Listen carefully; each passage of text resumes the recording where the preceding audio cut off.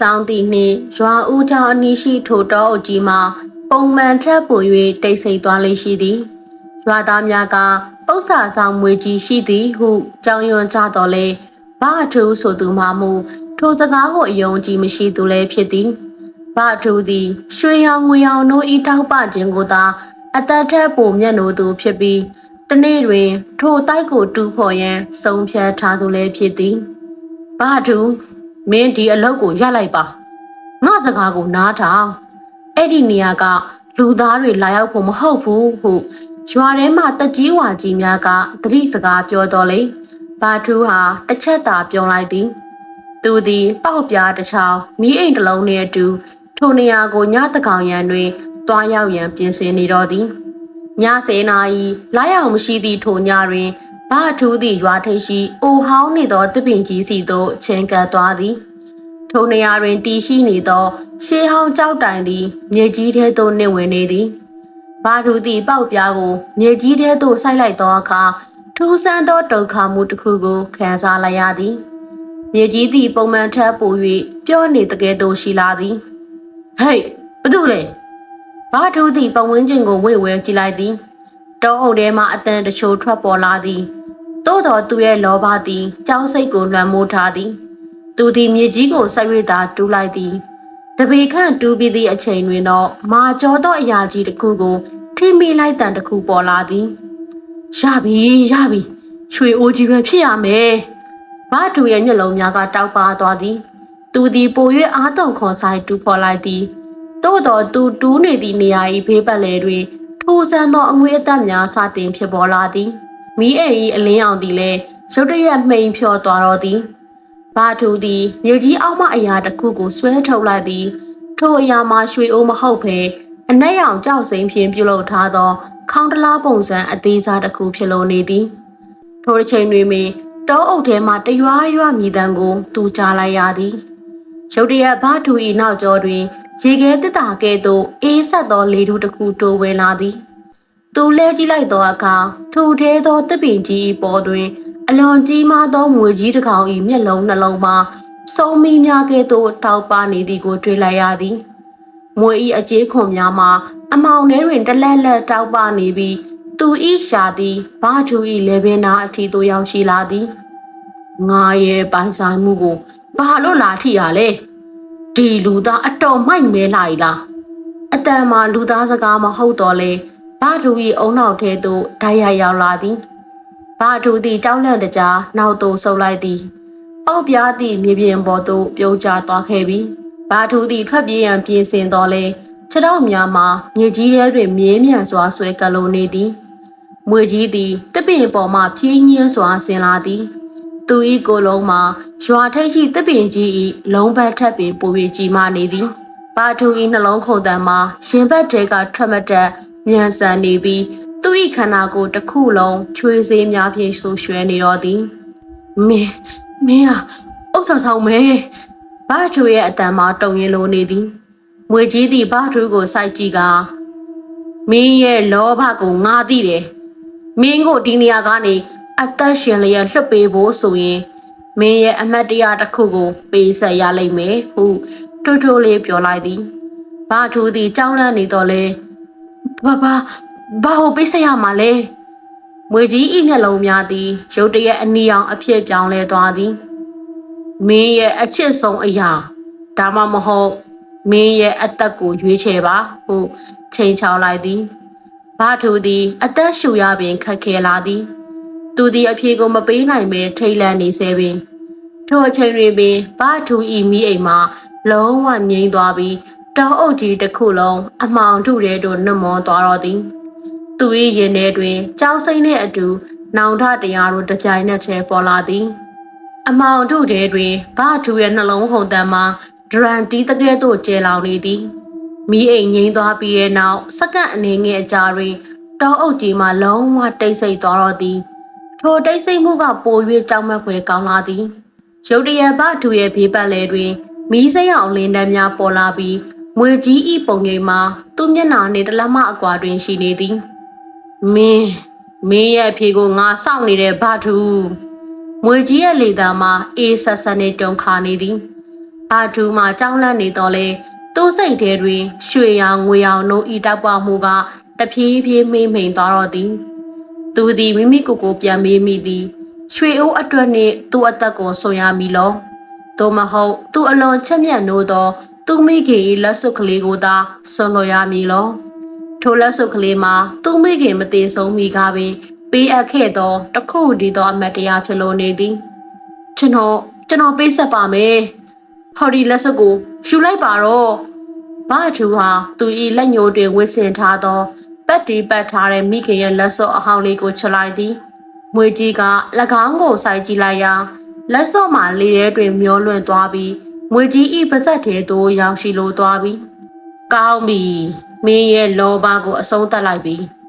ဒါပေမဲ့တတိထားတိုက်တူးတယ်ဆိုတာရွှေတူးတာမဟုတ်ဘူးကိုယ့်ရဲ့ကံကြမ္မာကိုတူးတာဖြစ်တယ်လို့မွေကြီးကပြောပြီးတဲ့နောက်ရုတ်တရက်အလင်းရောင်များဖြင့်ပောက်ကွဲသွားတော့သည်ဘာတို့မှမူးဝေသွားပြီးတတိလက်သွားသည်သူတတိပြင်ရလာချိန်တွင်နေအောင်ကြီးများကသူ့ရဲ့မျက်နှာကိုထိုးဖောက်လိုနေသည်သူသည်ရွာထိပ်ရှိတပ်ပင်အိုကြီးအောက်တွင်အိပ်ပျော်နေခြင်းပင်ဖြစ်သည်ပတ်ဝန်းကျင်တွင်တောအုပ်ကြီးမှပုံမှန်အတိုင်းပင်သူတူးထားသောမြေချင်းမှလည်းမရှိတော့ဘဲပြာညက်လိုနေသည်သူဝစ်ဆင်ထားသောလက်စွပ်လည်းမရှိတော့ပေဘာထူသည်ရွာထဲသို့ပြန်ပြေးလာခဲ့သည်သူသည်ရွှေအိုးကိုမရခဲ့တော့လဲအသက်ရှင်လျက်ပြန်ရောက်လာသည်ကိုဝမ်းသာနေသည်တိုးတော်ရွာထဲရောက်သောအခါထူးခြားသောအဖြစ်အပျက်များကိုကြုံတွေ့ရသည်ရွာသားများမှာသူ့ကိုကြည့်ပြီးထိတ်လန့်နေကြသည်ဘာထူမင်းဘယ်ပြန်လာတော့ရွာဦးเจ้าမဆရာတော်ကသူ့ကိုမေးသည်ကျောင်းသားကတော်အုပ်ကငါတို့တွေနှစ်ပေါင်းများစွာတားမြစ်ထားတာမင်းမသိဘူးလားအဲ့ဒီနေရာကနေဘသူမှအသက်ရှင်လျက်နဲ့ပြန်မလာခဲ့ဘူးဘာထူမှစက်တီမွေညင်များထားသွားသည်သူအသက်ရှင်လျက်ပြန်ရောက်လာသည်မှအံ့ဩစရာဖြစ်လိုနေသည်သို့တော်သူအိမ်ပြန်ရောက်သောအခါသူ့အိမ်တွင်သူတစ်ခါမှမမြင်ဘူးသောအရာတစ်ခုကိုတွေ့လိုက်ရသည်သူ့စပွဲပေါ်တွင်ရွှေစင်အပြည့်နှင့်ပြည့်အပ်နေသောအိုးကြီးတစ်လုံးရှိနေသည်ဒါဘယ်လိုဖြစ်တာလဲဘာထူမှအံ့ဩမဆုံးဖြစ်သွားသည်သူသည်အိုးကိုကိုင်းကြည့်လိုက်သည်အိုးမှအလွန်လေးလံပြီးတောက်ပါလိုနေသည်သို့တော်သူအိုးကိုကိုင်းလိုက်သည့်အချိန်တွင်သူ့ရင်ဘတ်ထဲမှအလွန်အမေးအေးဆက်သွားသည်ကိုခံစားလိုက်ရသည်သူ၏လက်များမှာတဖြည်းဖြည်းအနက်ရောင်ပြောင်းလဲလာသည်သူသည်အိုးကိုပြစ်ချရန်ကြိုးစားတော်လည်းမရတော့ပေလက်ချောင်းများသည်အိုးနှင့်တသားတည်းဖြစ်သွားတကယ်သို့တင်ကျပ်လိုနေသည်မွေကြီး၏အတန်မှာသူ၏နားထဲတွင်ပဲ့တင်ထပ်လာပြန်သည်ငါမင်းရဲ့လက်စွပ်ပဲတောင်းတာမင်းရဲ့အသက်ကိုတော့မပေးရသေးဘူးလေလူသားရဲ့လောဘရဲ့နောက်ဆုံးပန်းနိုင်ကဒီအိုးကြီးထဲမှာပဲပြီးဆုံးလိမ့်မယ်ဘာထူမင်းရွေးချယ်ခဲ့တဲ့လမ်းအတွက်အခုတော့အပြည့်အဝတာဝန်ယူရလိမ့်မယ်လို့အမိန့်တန်ဖြင့်ကြုံသွားလိုက်လေသည်ဘာထူသည်ထိတ်လန့်စွာဖြင့်မှန်ထဲတွင်မိမိကိုယ်ကိုကြည့်လိုက်သည်သူ၏မျက်လုံးများမှာငွေကြီး၏မျက်လုံးများကဲ့သို့အနီရောင်ပြောင်းလဲနေသည်သူသည်ရွှေအိုးကိုလိုချင်သည့်လောဘကြောင့်လူသားဘဝမှာတဖြည်းဖြည်းလွတ်မြောက်သွားပြီးဥစ္စာဆောင်ဤကျိန်စာရဲသို့ကြားရောက်သွားပြီးဖြစ်ကြောင်းသူရိပ်မိလိုက်သည်သူ၏ခန္ဓာကိုယ်အတွင်းရှိသွေးများမှာအေးဆက်လာပြီးအကျေးကိုများစတင်ပေါက်လာသည်သူသည်အပြေဘက်မှရွာသားများ၏အတန်ကိုကြားနေရသည်ဘာတို့အိမ်ထဲမှာဘာတွေဖြစ်နေရလဲဟရွာသားများကလှမ်းအော်နေသည်ဘာတို့မှအဖြစ်မပေးနိုင်တော့ပေသူသည်နောက်ဆုံးသောအချိန်တွင်ရွာထိပ်ကတပင်အိုကြီးစီသို့ပြန်သွားရန်သာစိတ်ကူးမိတော့သည်တိုက်သူသမားဘာတို့သည်အဆုံးတွင်သူကိုယ်တိုင်ပင်တခြားသောဥစ္စာဆောင်တစ်ပါးဖြစ်သွားခဲ့ရလေပြီဘာတို့မွေတကောင်အဖြစ်ပြောင်းလဲသွားပြီးတဲ့နောက်ရွာထဲတွင်ထူးဆန်းသောအဖြစ်အပျက်များစတင်ဖြစ်ပေါ်လာသည်ရွာထိပ်ကြီးတပင်အိုကြီးမှာပုံမှန်ထက်ပို၍စိန်လန်းလာပြီးညဘက်တိုင်းတွင်တပင်အောက်မှတရွာမြည်တမ်းများနှင့်အတူလူတယောက်ရဲ့အော်ဟစ်ညီးတံကိုကြားနေရသည်ရွာသားများမှာကြောက်လန့်လွန်၍ညဘက်တွင်အိမ်ပြင်မထွက်ရဲကြပေရွာမှလူငယ်တယောက်ဖြစ်သည့်ဆိုင်းဆိုတဲ့ကောင်လေးသည်လောဘစိတ်ဖြင့်တိုက်မြေရှိရာသို့ခိုးဝင်သွားပြန်သည်သူသည်ဘာသူနောက်ဆုံးထားခဲ့သည့်ရွှေအိုးကိုရှာတွေ့ရန်မျှော်လင့်နေပြန်သည်သို့သောသူတပင်အိုကြီးစီသို့ရောက်သောအခါထူးဆန်းစွာပြီးအိုကြီးတစ်လုံးကိုတွေ့လိုက်ရပါသည်အိုးမှာတောက်ပနေတော့လေအနီးသို့ချင်းကန်လိုက်သောအခါသွေးနှံများရနေသည်ဘသူလဲဆိုင်းရဲ့အတန်မှတုံရင်လိုနေသည် ရုတ်တရက်တပင်ကြီးအရေးများမှာပုံတံပြောင်းသွားပြီးအမီးရှည်ကြီးတစ်ချောင်းကသူ့ကိုရစ်ပတ်လိုက်သည်ထိုအမီးမှာဘာတူရဲ့အမီးပင်ဖြစ်သည်ဘာတူသည်ယခုအခါဥစ္စာဆောင်၏အစီခံမွေကြီးတစ်ကောင်ဖြစ်နေတော့လေသူ၏အသိစိတ်မှာပျောက်ဆုံးမသွားသေးဘူးမင်းကဘာတူလားဆိုင်းဆိုတဲ့ကောင်လေးဟာမေးလိုက်သည်မွေကြီး၏မျက်လုံးများမှာအနီရောင်တောက်နေပြီးသူ့စိတ်ထဲတွင်ပူလောင်မှုများပြင်းထန်နေသည်ငါ့ကိုဒီနေရာကနေထွက်သွားလို့ရအောင်ကူညီပေးပါဟုသူ့ရဲ့စိတ်ဖြင့်ဆက်သွယ်လိုက်သည်ဘာတူသည်ရွှေအိုးကိုစောင်းရှောင်းနေုံသာမကလောဘသားများကိုဖန်ဆီးရန်တာဝန်ပေးခြင်းခံထားရသောကြောင့်အလွန်ပင်ပင်ပန်းနေသည်ဆိုင်းဆိုတဲ့ကောင်လေးသည်ကြောက်လန့်နေတော့လေဘာတူ၏အခြေအနေကိုတနာသွားသည်ကျွန်တော်ဘာလုပ်ပေးရမလဲမေးလိုက်တဲ့အခါဘာတူကငါရွာဦးကျောင်းကဆရာတော်ကိုတွားခေါက်ပေးပါဒီမှာရှိနေတဲ့ချိန်စာကိုဖြည့်ဖြတ်ဖို့အတွက်ရှေးဟောင်းပရပိုက်ကိုရအောင်ယူရမယ်ဟုအချက်ပြလိုက်သည်ဆိုင်းဆိုတဲ့ကောင်လေးသည်ရွာထဲသို့ပြေးဝင်သွားပြီးဆရာတော်အားအကျိုးအကြောင်းပြောပြလိုက်သည်ဆရာတော်မှတက်ပြင်းချလိုက်ပြီးဘာထူရဲ့လောဘကြောင့်တရွာလုံးအနေရရှိကုန်ပြီဒါပေမဲ့သူ့ကိုယ်တိုင်နောင်ထားရရင်တော့တလန်းမရှိသေးတယ်ဟုမိန်တော်မူလိုက်သည်ထိုညတွင်ပင်ဆရာတော်နှင့်ဆိုင်တို့တပင်အိုကြီးစီသို့ချင်းကပ်လာကြသည်သို့သောတောအုပ်ထဲတွင်ထူဆန်းသောမြူကိုများဖုံးလွှမ်းသွားပြီးလမ်းပြောင်းအောင်လှုံ့ဆော်နေကြသည်ဘာဒီမာမူသူ့ကိုထိန်ချုပ်ထားသောအမောင်ဆွမ်းအားများနှင့်တိုက်ပွဲဝင်နေရသည်သူခန္ဓာကိုယ်ကအပြင်ဘက်ကိုတိုက်ခိုက်ခြင်းတော်လဲသူ၏စိတ်ကဆရာတော်ကိုဆောင်မျှော်နေသည်ဘာဒူမင်းရဲ့လောဘတွေကိုစွန့်လွတ်လိုက်တော့အဲ့ဒီအခါမှာမင်းလွတ်မြောက်လိမ့်မယ်ဟုဆရာတော်ဟာအော်ဟစ်လိုက်သည်ဘာဒူသည်သူ၏ခေါင်းကိုတပိနှင့်တိုင်မိအောင်ဆောင်းလိုက်သည်အကျေးခွန်မှပြန်ထွက်သွားပြီးသွေးများထွက်လာသည်သို့သောအကျိန်စာမှမပြေပြောက်သေးပြီးတောအုပ်ထဲတွင်တဆိတ်အော်သံများပိုပြီးကျဲလောင်လာသည်ဘာဒူသည်ဆိုင်းကိုအနေမပြုမိစေရန်ဝေးရာကိုတွန်းပိုးလိုက်တော့သည်တောအုပ်ကြီးထဲမှာပိတ်မိနေတဲ့အမောင်စွမ်းအားတွေကဆရာတော်ရဲ့မေတ္တာတုံးရွဆိုတန်းကြောင့်အနေငယ်ပြန့်ကျဲသွားသည်ဘာဒူရဲ့ခန္ဓာကိုယ်ပေါ်ကအနက်ရောင်ကျိန်စာစုတွေကအခုတော့အနေငယ်ရောကျသွားပြီးသူအသက်ရှူရတာပိုခြုံမွေလာသည်ဘာဒူမင်းရဲ့လောဘကိုငါသိတယ်ဒါပေမဲ့ဒီကျိန်စာကမင်းတယောက်တည်းကြောင့်ဖြစ်လာတာမဟုတ်ဘူးဆရာတော်ကအတန်ကိုမြင့်ပြီးမိတ်လိုက်တယ်ဆရာတော်ကသူ့ယူဆောင်လာတဲ့ရှေးဟောင်းပရဖိုက်ကိုဖွင့်လှစ်လိုက်တယ်ပရဖိုက်ပေါ်မှာရေးသားထားတဲ့စာသားတွေဟာရုတ်တရက်အလင်းအောင်ထွက်ပေါ်လာပြီးတောက်ကြီးတစ်ခုလုံးကိုလင်းထိန်သွားစေတယ်ပရဖိုက်ထဲမှာဖော်ပြထားတာကဒီတိုက်မြေဟာလွန်ခဲ့တဲ့နှစ်ပေါင်းရာချီကလေးကတရားမဲ့သူတွေရဲ့လောဘကြောင့်အစွမ်းတက်တဲ့ဥစ္စာဆောင်မွေကြီးရဲ့ကျိန်စာကိုခံထားရတာဖြစ်တယ်အဲ့ဒီကျိန်စာကိုဖျက်ဆီးဖို့ဆိုရင်ပိုင်ဆိုင်မှုရဲ့အရေးမြစ်ကိုပြန်လဲပူဇော်ဖို့လိုအပ်တယ်။ဘာတူမင်းတူးဖော်လိုက်တဲ့အိုးဟာရွှေအိုးမဟုတ်ဘူး။ဒါဟာဒီတော်အုပ်ကိုစောင့်ရှောက်နေတဲ့ရှေးဟောင်းဘုရင်ရဲ့အသက်သွေးကြောဖြစ်တယ်။မင်းကအဲ့ဒါကိုမြေပေါ်ကိုဆွဲထုတ်လိုက်တဲ့အတွက်ချိန်စာကမင်းစီကိုကူဆက်သွားတာပဲ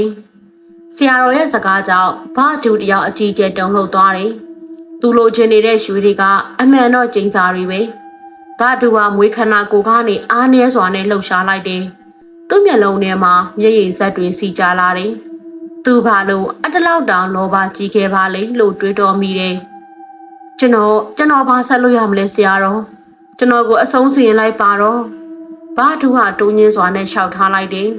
။မဟုတ်ဘူးဘာတူအဆုံးစီရင်တာကအဖြေမဟုတ်ဘူး။မင်းတူးခဲ့တဲ့မြေနေရာမှာမင်းရဲ့အမတ်တရားဖြစ်တဲ့အဲ့ဒီလက်စွပ်ကိုပြန်မြုံနှံပြီးမင်းရဲ့အပြစ်အတွက်နောင်တတရားနဲ့ပူဇော်ရမယ်။အဲ့ဒါမှကျင်းစာဟာပြေဖြောက်ပြီးမင်းလည်းပြန်လဲလွတ်မြောက်နိုင်မယ်။ရုတ်တရက်တောအုပ်ထဲမှာတန်တွေကျဲလောင်လာတယ်။အမောင်စွမ်းအားကဆရာတော်ကိုတိုက်ခိုက်ဖို့ကြိုးစားလို့နေတယ်။ဘာထူကသူ့ရဲ့ကြီးမားတဲ့ကိုယ်လုံးနဲ့ဆရာတော်ကိုကာကွယ်ပေးချတယ်။သူဟာအခုအချိန်မှာလောဘသားမဟုတ်တော့ဘဲကာကွယ်ဆောင်ရှောက်သူတယောက်ဖြစ်လို့နေပြီ။တကားဆိုင်ပရဖိုက်ကိုခိုင်းထားစမ်း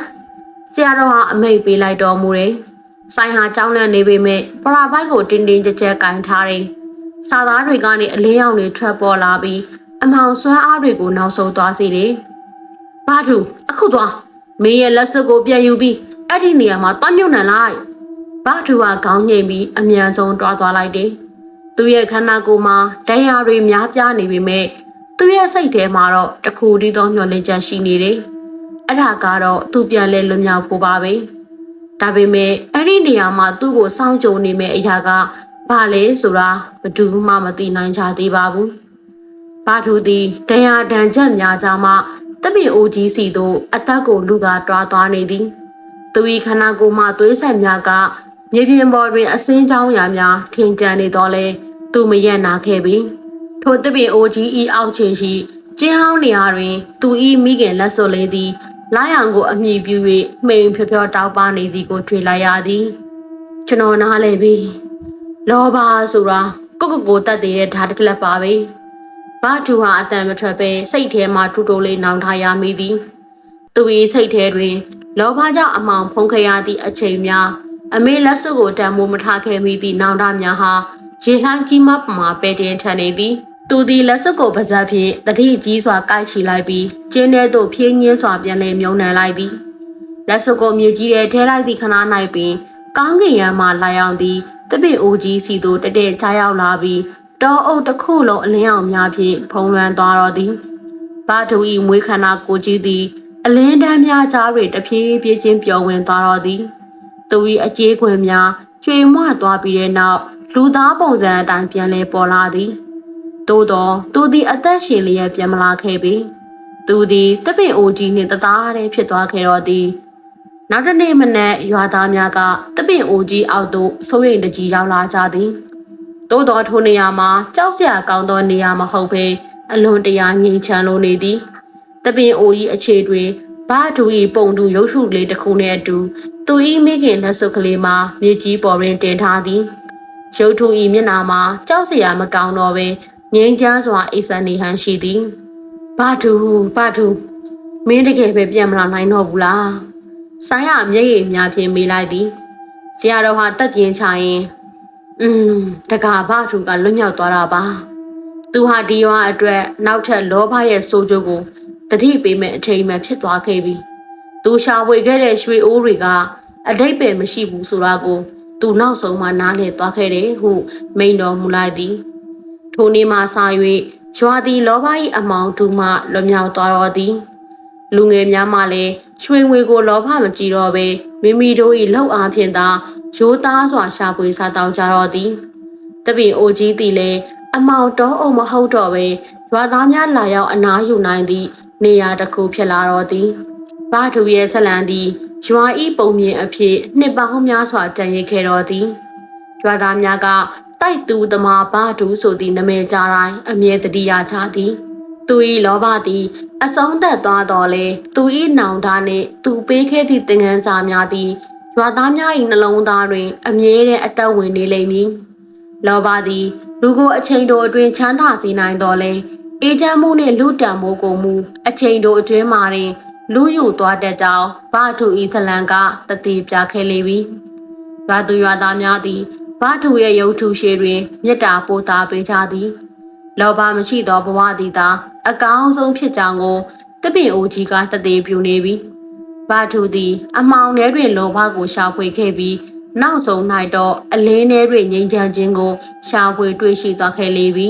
။ဇလံ၏နောက်ဆုံးမြင်ကွင်းတွင်တပင်အိုကြီးသည်လေပြင်းများကြားတွင်ငိမ့်ညောင်းစွာရိမ်နွယ်နေပြီးငိမ့်ချမ်းခြင်းရဲ့တင်ကြတာအဖြစ်ရွာကိုဆောင်းရှောင်းနေပါတော့သည်။ပုံမြင်လေးကိုအဆုံးထိနားဆင်ပေးကြတဲ့ချန်နယ်ရဲ့ပရိသတ်များအလုံးကိုကျေးဇူးအများကြီးပဲတင်ပါတယ်နော်။ပုံမြင်လေးကိုကြိုက်နေတတ်တယ်ဆိုရင်တော့လက်မလေးတွေတယောက်တစ်ခုစီလောက်နှိပ်ခဲ့ပေးခြင်းအဖြစ်ကူညီပေးခဲ့ပါအောင်ရှင်။